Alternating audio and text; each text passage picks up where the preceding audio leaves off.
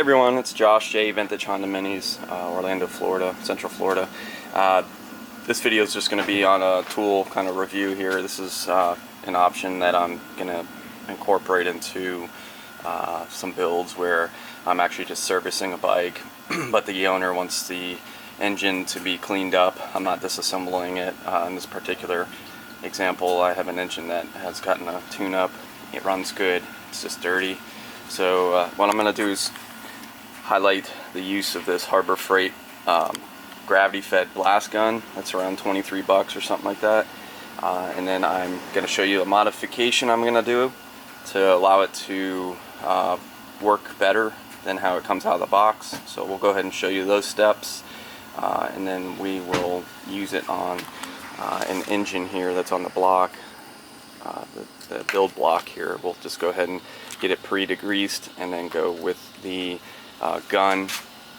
And I'm going to use baking soda, which I use Armex for this one. I went and got a 50-pound bag of Armex.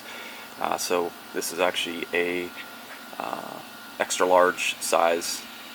They have medium, and I'm sure they have fine. I went with the larger media baking soda. So we'll go ahead and use it as an example after I modify the gun and see how well it does to clean the aluminum case and the cylinder head and all the nooks and crannies. Alright, because I've used hand polishing, 3M wheels, Scotch-Brite type wheels. If I'm disassembling the entire engine, it goes through a process of media blast and a dry blast cabinet, and then a vapor honing process, which is compressed air with water and like a fine glass bead slurry. It gives it a nice aluminum finish. But on an engine that's assembled like this, that I'm not taking down, runs good, just need to clean it, I'm going to use the baking soda. And the reason for that is it's water soluble. Quick, here are the tools we're going to need. We're going to have two Allen key threaded retaining bolts in here. So you need a 2mm Allen key for those two. On the other side of this on-off switch is a roll pin. So you're going to need a punch of some form that you can use to get this pen to push out, and a little hammer. And then I'm going to use maybe a 1/4 inch, I'll define it here shortly, drill bit to make the holes bigger. 1/4 inch or something slightly smaller. Alright, so your 2mm Allen key. Let's get these lock nuts out of here, or pens, or whatever you want to call them, so we can get this hopper off.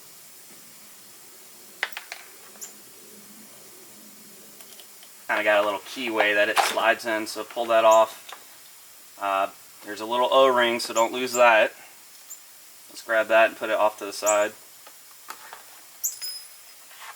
Alright, so this is where we're going to work at drilling, is this hole on the actual body of the gun. We're going to remove this on-off piece here, and then drill out that part too. Might as well take this nozzle off so you can clear out all your debris once you drill it out. And then we're also going to put the same size hole in the bottom of this hopper. So let's get the roll pin out of the on-off lever. I got my gun in a vise to help me here.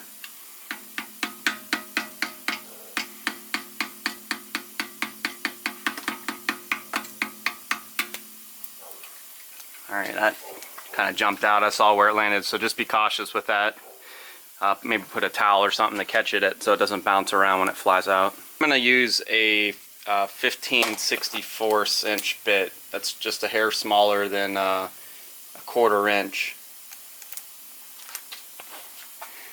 So we're going to start with the hopper. I'm just going to drill out its hole.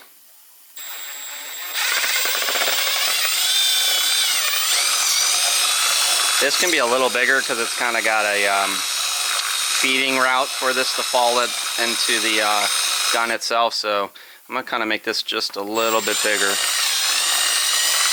So we'll do the hole, that feed hole on the top of the gun. I'm going to use, since we're going into metal, I have a cutting fluid I like to use just to help make a clean cut and keep the bits sharp.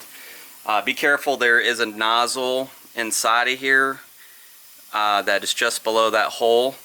So just make sure you don't go all the way down and then hit the the hole, or to hit the nozzle that's pre-built in the actual gun. So just go enough to clear out the hole on the top and then stop. Don't go too deep.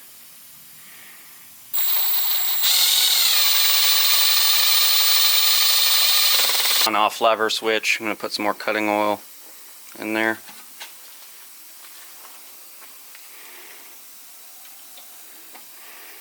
Just let it go slow.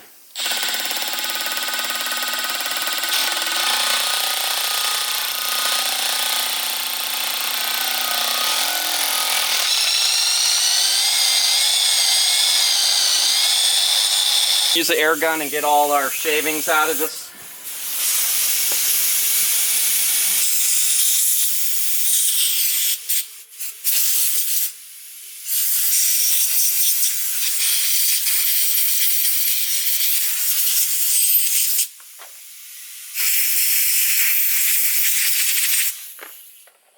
And now we're ready to just reassemble it. So we can see our work. It's off, and then we're on, and it's nice and matched up. The reason I only went with the smaller, slightly smaller than a 1/4 inch, because a 1/4 inch will probably make it a little bit too big. I've seen it where it actually makes this hole too large, and it has access to, even when off, media can still fall into the gun. So I don't want to lose that function. So just keeping it a hair below a 1/4 inch drill bit allows it to close off and keep anything from getting past the off function. I'm going to use my vise to start this roll pin insertion back in.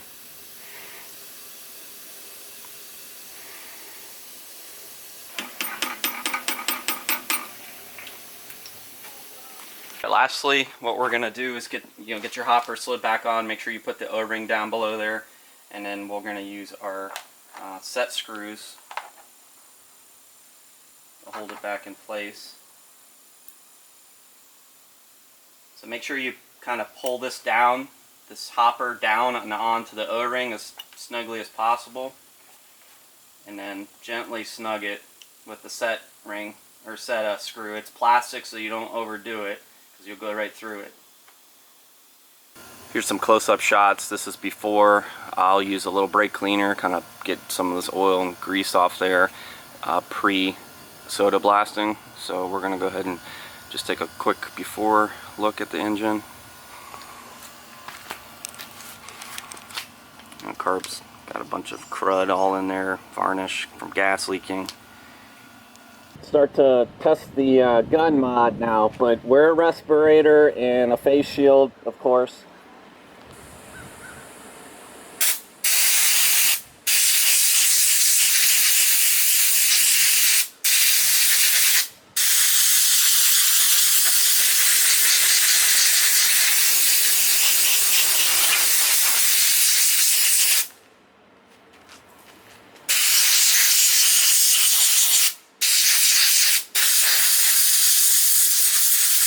At 5 hopper fills. This is the aftermath of all the soda everywhere, but did a good job with getting into all the fin areas, and I went over the whole engine.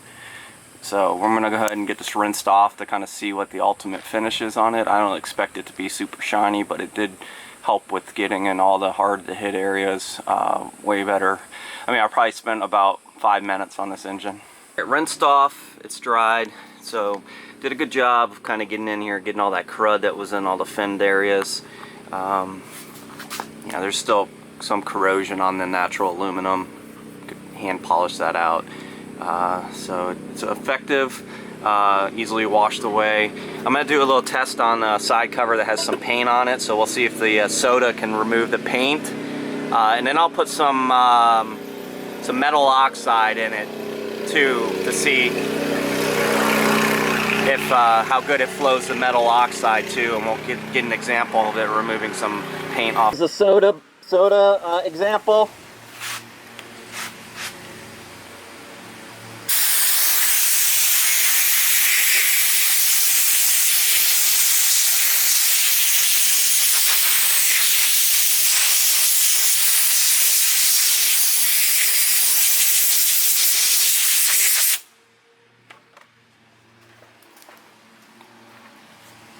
so it's able to strip the paint. Not sure if you should have been able to see that paint getting removed. Now we're down to bare aluminum. I'm going to put some metal oxide and we'll test that out on the gun.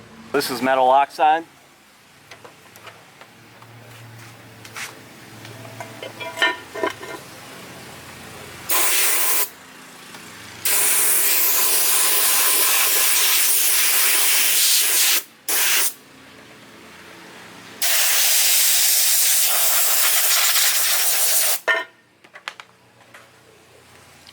Alright, I didn't have much in there, so it went through it quick, but works good too.